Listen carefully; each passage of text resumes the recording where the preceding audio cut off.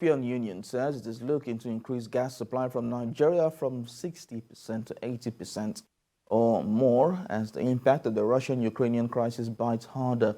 The EU Commission's Deputy Director General on Energy, who is on a two-day fact-finding mission to Nigeria, says Europe is in a tight spot on gas right now and needs Nigeria to increase its supply. Moyo Thomas report. Russia used to be Europe's third supplier of liquefied natural gas after the US and Qatar.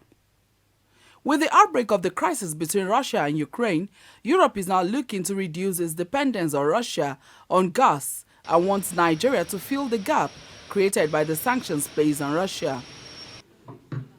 EU's Deputy Director General Energy is in Nigeria for talks on how the NNPC could increase its supply of clean energy to Europe. I think perhaps earlier this week that we've launched a gas demand reduction plan.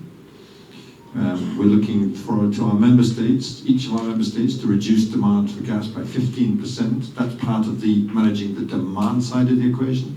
We also, to be very clear, will need to manage our supply side, and that's why we want to expand what is currently a 14% share of our total LNG imports from Nigeria. We want that to go up, and this has been very much the focus of the extremely good discussions we've had during the course of this week. On Nigeria's request for pipeline infrastructure to Europe, the Deputy Director General also says its private sector will take the lead in investments, as some companies are already indicating interest but only want the security situation in the country to improve. Nigeria, with its over 200 trillion cubic feet of gas, has the most extensive reserves on the African continent. The reserve is currently valued at over $800 trillion, a great revenue generation platform for the country at a time the world and Nigeria is experiencing inflation and untold economic downturn.